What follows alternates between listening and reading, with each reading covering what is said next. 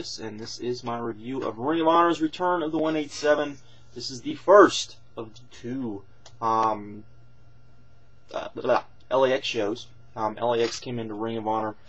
Supposedly, the rumor is, or I shouldn't say the rumor, but the reason given was originally Motor City Machine Guns were going to be on this card, and they apparently were pulled for whatever reasons, and LAX was brought in instead. So, this is what we got. Now, again, I'll get into this as I go on, but one thing about this card is the crowd was fairly dead during it. I would imagine most of them seemed like they were there, or at least a lot of people seemed like they were there to see LAX, and not so much Ring of Honor. Just from my point of view, because the crowd was pretty dead during a lot of this, and just, I mean, while they had reaction, they didn't have a lot of reaction. It's very similar. You know, I just did the Genesis review, and it was very much like that card, where the crowd was there, but wasn't really there for you know, TNA. They were there for the old stars. So very much like that. But let's get going. We started the night actually with Jimmy Jacobs coming out, and then Homicide came out and talked about the fact that, you know, Jimmy Jacobs had changed and all of this, and this kind of started up a LAX kind of Age of the Fall type of kind of feud. Then Ruckus came out to make the save. Yes, Ruckus. Why Ruckus? We don't know, but it led to the next match, which was Ruckus versus Jason Blade. This was, in my opinion, the definitive of what a Spot Fest is, in my opinion. It was, you know, what it was. Ruckus doing what he could do, Jason Blade kind of doing what he was doing. Nothing was really bad. It was just kind of there. 2 stars. It's an okay kind of match, in my opinion. Just kind of there. Then we had Sara Del Rey taking on Ariel. This was pretty much like every, you know, match we've seen with Sara Del Rey recently, with women involved, in which it was just kind of a squash.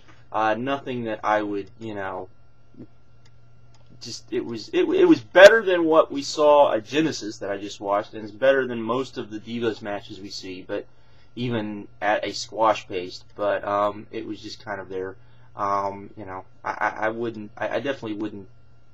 I don't want to see this. I actually want to see them, like, showcase the women. Why can't we get that? Maybe with Adam booking. I haven't seen any of Adam's shows yet. Maybe we'll get more of the women actually being able to show what the women can do. I would hope. But 1.5 star was just kind of there. Next we had Titus versus Grizzly Redwood, and this was kind of funny. It was played for a bit of comedy, but it was also fairly okay. They went out there, kind of did their thing. Each guy kind of did their gimmick very well, and it worked, and it was okay, and 2.5 stars. Next we had my first real big kind of why did we get this on this show. It was Brent Albright versus Jay Briscoe. Now, I have said before that pretty much the Briscoes, no matter who they take on, maybe the only other guy would be Bryan Danielson, maybe, are the most over guys in Ring of Honor, have been for a while. Why you would put Brent Albright, who you're still trying to somewhat get over, put him in there with Jay Briscoe?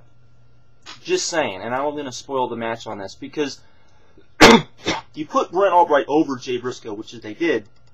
I think a better match would have been to take on Claudio Castagnoli, who took on Jerry Lynn, put him against Brent Albright, so you actually have face versus heel, and then put Jay Briscoe versus Jerry Lynn, because I don't think the fans would have cared if you had Jerry Lynn versus Jay Briscoe. I think they would have been into it a little bit more. You could have played up that, you know, he was taking on a new young buck sort of thing. I think it would have worked. This was still Brent Albright versus Jay Briscoe. It was still a good match.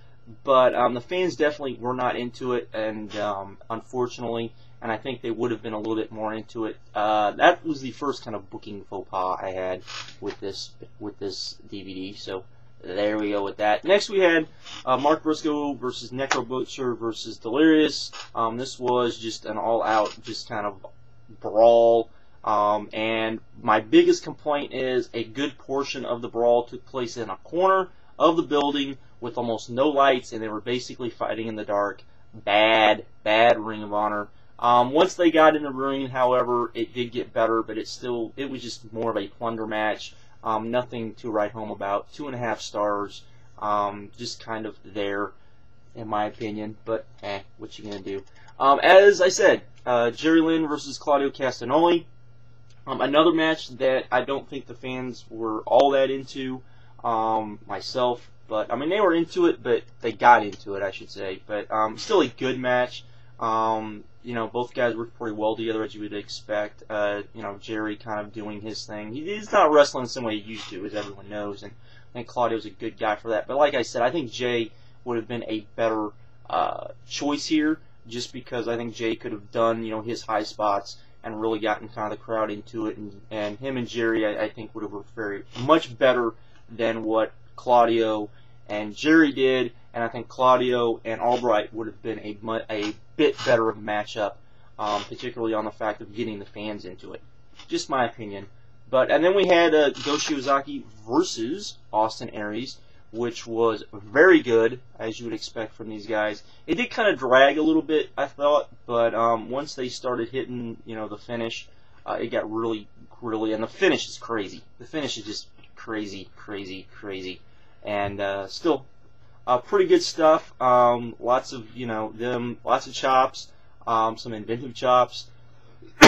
They played up the chops very well. Larry Sweeney was being Larry Sweeney, which always helps. 3 3/4 stars. It was good, very good, but I wouldn't call it great. Next we had the main event, which was Kevin Steen and El Generico versus LAX versus the Age of the Fall versus Chris Hero and Davey Richards in a 30-minute Iron Man match. Now, I don't know if I've ever said this on YouTube. I probably have. I despise 30-minute Iron Man matches. I despise them in TNA. I despise them, because to me that's not an Iron Man match. In fact, I'm not a big fan of Iron Man matches, period, because I just feel like you could do the exact same match in a 2 out of 3 falls match. If you want to go an hour, hey, you can do a 3 out of falls match, and you can go an hour. And that's fine, and that's wonderful, and that's what you do. But I do not like these types of matches. I would have much rather, and I think it would have worked much better, it would have even been a better match. And this wasn't a bad match, but it wasn't nearly as good as it should have been. If you would have done an elimination style.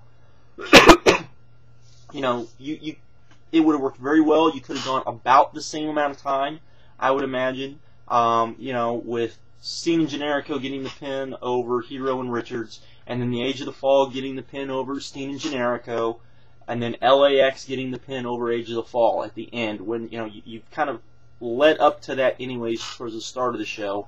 I think that would have worked better. Though this match was good, and you know, but you would expect with the guys in this match, this would have been great, but it wasn't, because it was kind of like the start of it was what you would expect from even an hour, you know, a match for tag teams. It was started out kind of slow, kind of hesitant. I would say actually the highlight, and I don't mean this as a bad way, and it might sound that way, was they really built up the fact that Hernandez was the biggest mofo in this match, and he was a bad mofo, and no one else wanted him in the ring. No one wanted to be in the ring with him. And I got to the point where El Generico, while Hernandez was in the ring, tagged himself in, got in the ring, and then wanted to do a test of strength versus Hernandez. So as Kevin Steen was forced to come in, belittle Generico, asking Generico, what the hell is wrong with you? Get back in the corner. Generico kind of sulked back into the corner, and then Steen and Hernandez went at it. It's actually very good. Great little comedy spot, which I always love comedy spots in pro wrestling, even though I'm not a big comedy guy when it comes to movies. But I do love them in pro wrestling, particularly things like that, because it made sense, it worked. This was very spotty, to say the least, and some things worked, some things didn't. Like I said, I'm not a big fan of these types of matches. I would have much rather this been an elimination style. And on top of everything, this was a 30-man Iron Man, and then at the last 10 minutes were scramble rules, which was like, are we just trying to do a TNA clusterfuck? I mean, come on.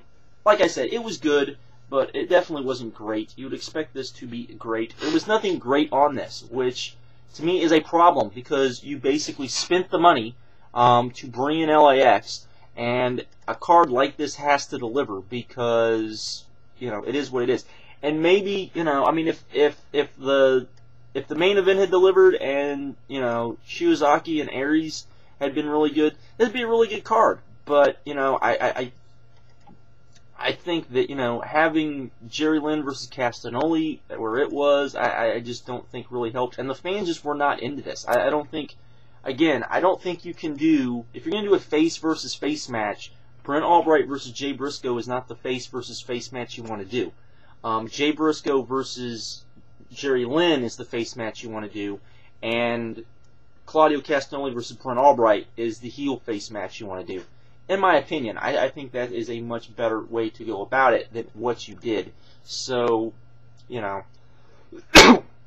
that's just me. I mean, I would even have been happy with, Jay Briscoe taking on Shiozaki and Austin Aries taking on Jerry Lynn. I think even that would have been maybe, I don't think the Go match would have been good, but maybe the Lynn match would have been much better. I mean, that's just the way I looked at it.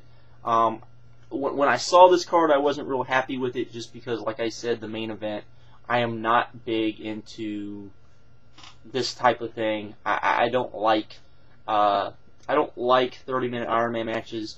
I'm okay with our Iron Man matches to an extent, but I'd still rather see a 2 out of 3 falls, or such in this case, an elimination match, because I think that works better and I think it adds a little bit more drama, and it's just, But anyways, not the best card you would expect. I would even say not even a strong card, which I'm sure Kerry didn't like, and was just kind of there.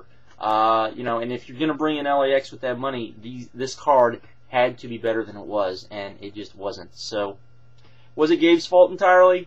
Can't say, but the fans definitely weren't into it. So, that definitely hurt, and I definitely would say they were more there to see LAX than they were maybe to see Ring of Honor, or so it seemed, because the crowd was fairly quiet. But then again, I don't think there was anything really on this card until you got to the Shiozaki Aries match to really pop the crowd either. So there you go.